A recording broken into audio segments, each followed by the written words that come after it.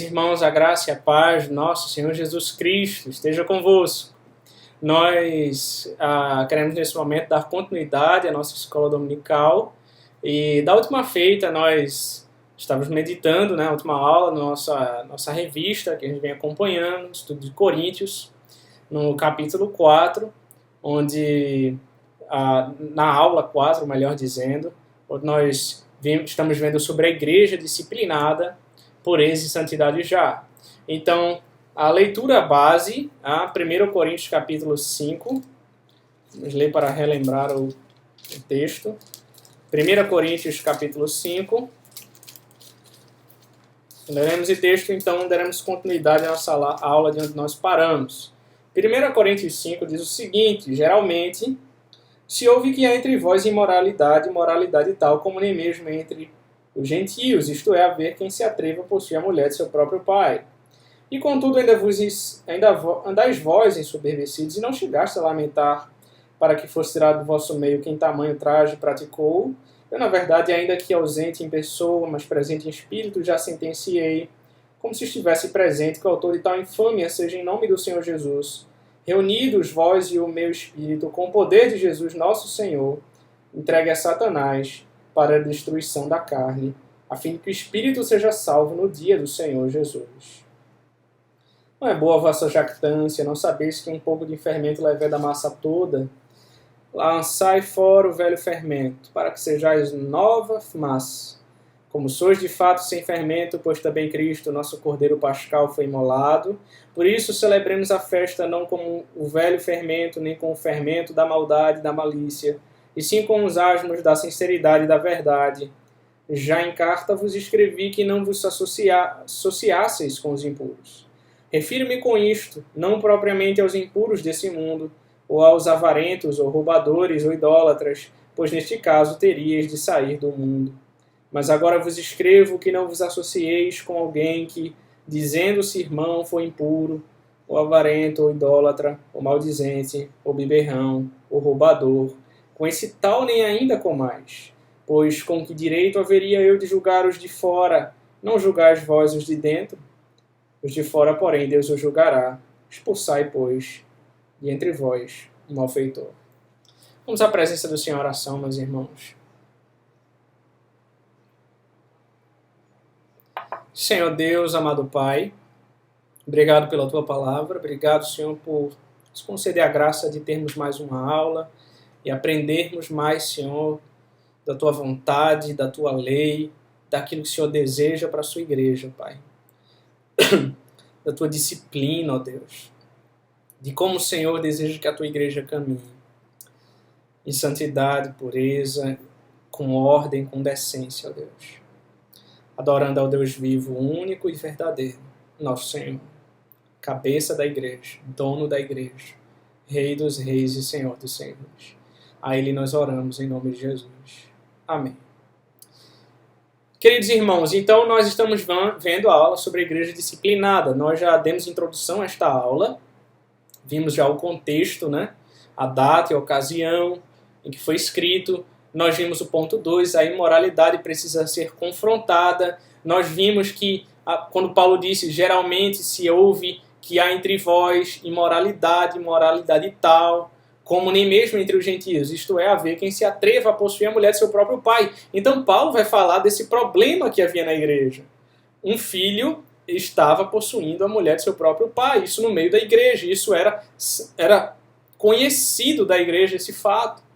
E os coríntios não fizeram nada, eles tratavam como se não tivesse acontecendo nada. E Paulo repreende então essa igreja, ele exorta essa igreja quanto a esse assunto, e ele fala: esse rapaz ele tem que ser tirado de vosso meio, ele tem que ser tratado para que o nome de Cristo não venha a ser manchado, a igreja de Cristo não venha a ser manchada. Então, nós vimos esse ponto que a imoralidade ela precisa ser confrontada. Ela precisa. Não é apenas uma alternativa a podemos fazer ou não. Isso precisa ser feito. É necessário. É necessário. Porque Deus é santo. E a sua igreja, ela tem que caminhar em santidade, ela tem que caminhar da maneira como ele ordena. Então, irmãos, vamos ver o próximo ponto, às vezes a exclusão. Esse é um ponto um pouco mais delicado, digamos assim. A imoralidade precisa ser confrontada, às vezes a disciplina precisa ser aplicada, nós vimos sobre isso. Agora, às vezes, a exclusão também precisa ser aplicada. Paulo disse em nome do Senhor Jesus: reunidos vós e o meu espírito com o poder de Jesus nosso Senhor, que seja entregue a Satanás para a destruição da carne, a fim de que o espírito seja salvo no dia do Senhor. 1 Coríntios 5, os versos 4 e 5. Se alguém da comunidade, como após ser confrontado e disciplinado, permanece trilhando os caminhos de morte, sem dar sinais de arrependimento, o próximo passo é excluí-lo da igreja. Entende? Se ele é disciplinado, mas ele não dá sinais de arrependimento, ele continua em rebeldia, ele continua sem ouvir. Lembram da regra que nós vimos de Mateus capítulo 18, versos 15 a 17?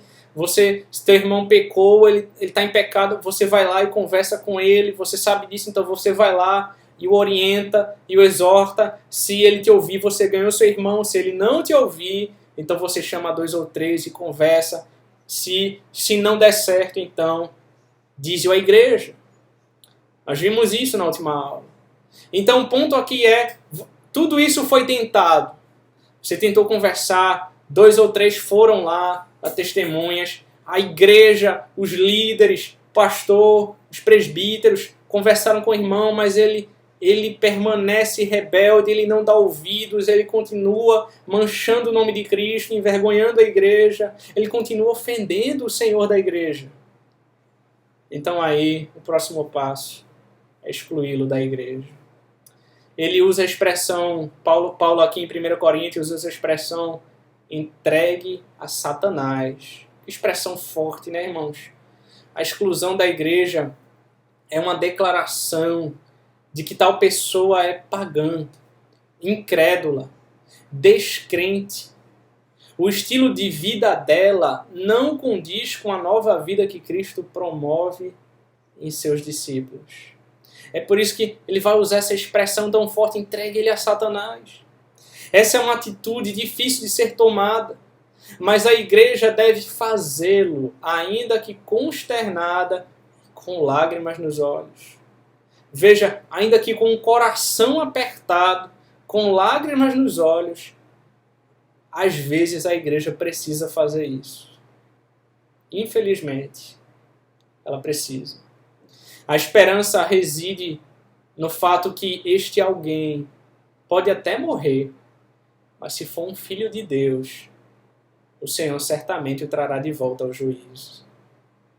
Ele o trará de volta ao juízo. É o que nós vimos em 1 Coríntios, capítulo 5, verso 5, né?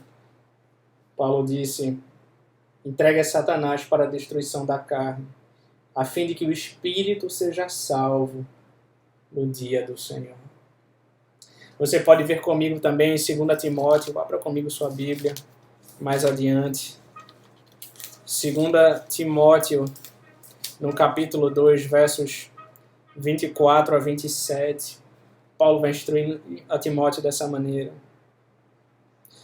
Ora, é necessário que o servo do Senhor não viva a contender, e sim deve ser brando para com todos, apto para instruir, paciente, disciplinando com mansidão os que se opõem, na expectativa de que Deus lhes conceda não só o arrependimento para conhecerem plenamente a verdade, mas também o retorno à sensatez, livrando-se ele dos laços do diabo, tendo sido feitos cativos por ele para cumprirem a sua vontade. Às vezes é preciso tomar decisões difíceis, decisões que não gostaríamos de tomar. É certo que nenhum pastor ou presbítero, o conselho da igreja, tem prazer em disciplinar um irmão, em alguns casos, se necessário, excluir um irmão da igreja. Isso traz tristeza ao nosso coração, pesar, traz lágrimas aos nossos olhos, lágrimas nos olhos da igreja. Mas isso é aplicado quando necessário para o bem dele e para o bem da igreja. Exatamente com esse pensamento de que se for um filho de Deus, o Senhor certamente o trará de volta ao juízo. O Senhor vai tratar com a vida dele. É como se Paulo está dizendo, olha, a gente já falou, já fez tudo, não adiantou nada, continua rebelde, entregue ele ao mundo para que Deus trate com ele, Deus trate com a vida dele, com o coração dele, e que ele volte arrependido ao Senhor. Isso lembra exatamente aquela parábola do filho pródigo, quando aquele filho ele pede a sua herança ao pai, veja, e ele sai, ele vai para o mundo, ele sai da casa do pai, ele quer viver a sua vida independente, e ele se envolve com todo tipo de coisa, ele gasta toda a sua herança, ele chega a viver com porcos, se alimentar, ele não, veja, se alimentar junto com os porcos, ele passa fome, ele passa privações, e Deus vai tratando com ele, e ele percebe aquele momento, quando ele está no fundo do poço, ele percebe como era bom a casa do Pai. Ele percebe o que ele perdeu. Ele percebe as bênçãos que ele perdeu, as bênçãos que ele tinha e desfrutava na casa do Pai. E ele volta arrependido, com a esperança de que o Pai lhe receba, nem mesmo como um empregado. Mas nós sabemos o fim da história, né? Que o pai recebe de braços abertos, coloca uma sandália nos seus pés, um anel no seu dedo, manda preparar um cordeiro, um carneiro, e faz uma festa, porque o filho voltou para a casa do pai. Aquele que estava perdido voltou para a casa do pai. É exatamente isso, veja, exatamente isso aquilo que Paulo está falando. Entrega ele a Satanás, entrega ele ao mundo. Deixa que ele sofra, que Deus trate com a vida dele, com o coração dele, para que ele se arrependa e volte para o Senhor, e volte para a igreja, agora como um novo homem, como uma nova mulher. A dureza das palavras de Paulo parece romper a partir de um cenário de declarada negligência por parte dos cristãos de Corinto em lidar firmemente com o pecado. É provável que o apóstolo já os tivesse advertido sobre a imoralidade dentro da igreja numa carta anterior. No entanto, nada foi feito.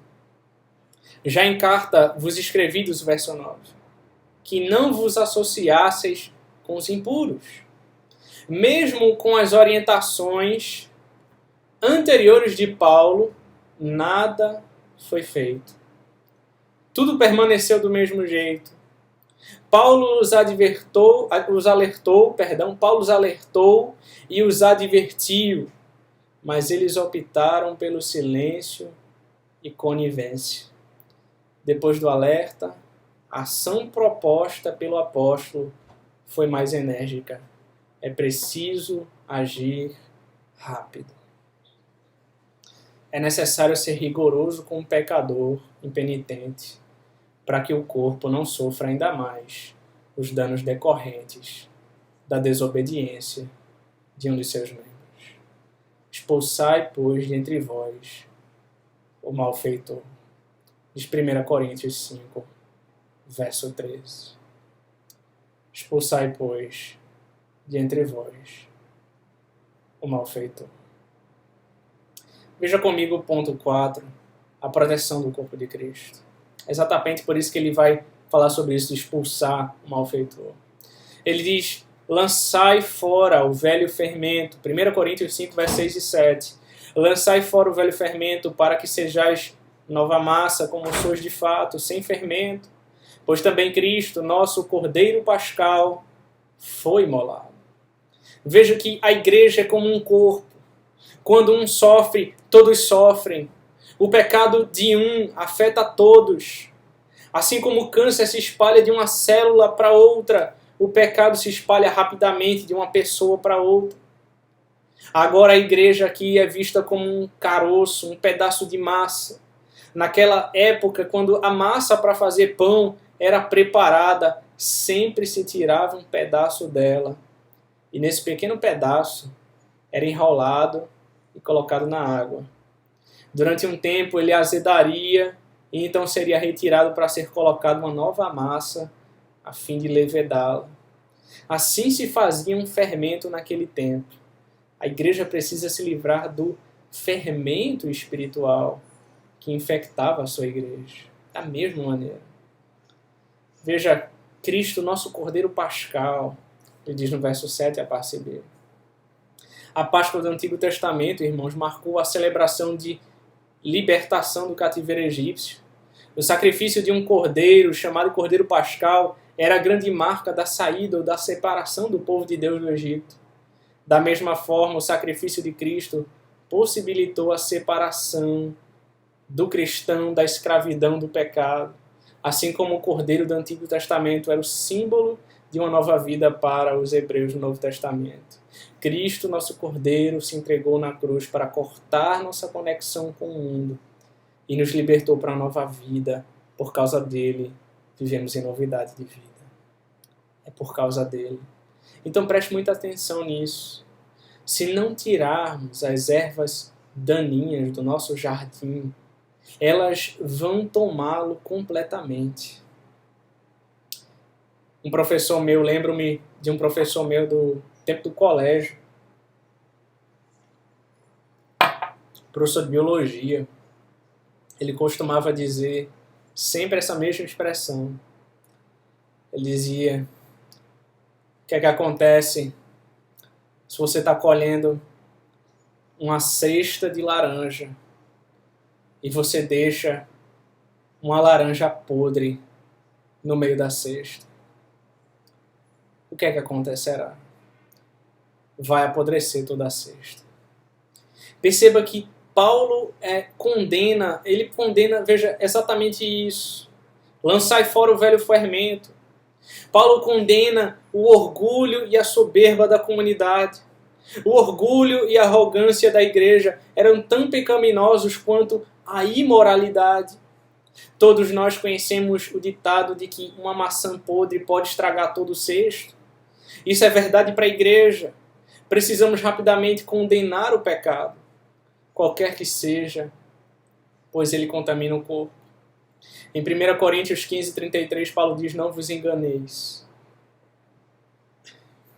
As más conversações corrompem os bons costumes. Certifique-se de que você tem se livrado de tudo que possa contaminá-lo e corrompê-lo. Não toleremos a imoralidade entre nós, mas também não sejamos tolerantes com orgulho e arrogância espiritual que tratam o pecado com displicência. A razão pela qual a corrupção nos destrói pode ser porque fomos tolerantes com o mal. É exatamente isso, irmãos. Se nós toleramos maçã podre na cesta, se nós damos brecha para o mal, para o pecado, ele vai corrompendo todo o cesto. Ele corrompe todo o corpo. Ele corrompe a igreja. Por isso Paulo vem tratando sobre isso, sobre esse ponto tão delicado que é a exclusão que nós vemos hoje. Vamos à presença do Senhor, oração, meus irmãos. Senhor Deus amado e santíssimo, obrigado mais uma vez por essa aula, pela Tua palavra que nos instrui e nos exorta. Obrigado, Senhor, porque o Senhor é um Deus zeloso com a sua igreja. O Senhor é um Deus zeloso com o seu povo. E o Senhor nos instrui a, algumas vezes, tomarmos decisões difíceis, que são necessárias para cuidar da tua igreja, para o bem dela. Que o Senhor nos ajude e nos instrua, ó Pai, e nos abençoe. É o que nós te rogamos. Em nome de Jesus. Amém. Que Deus te abençoe, meu querido irmão.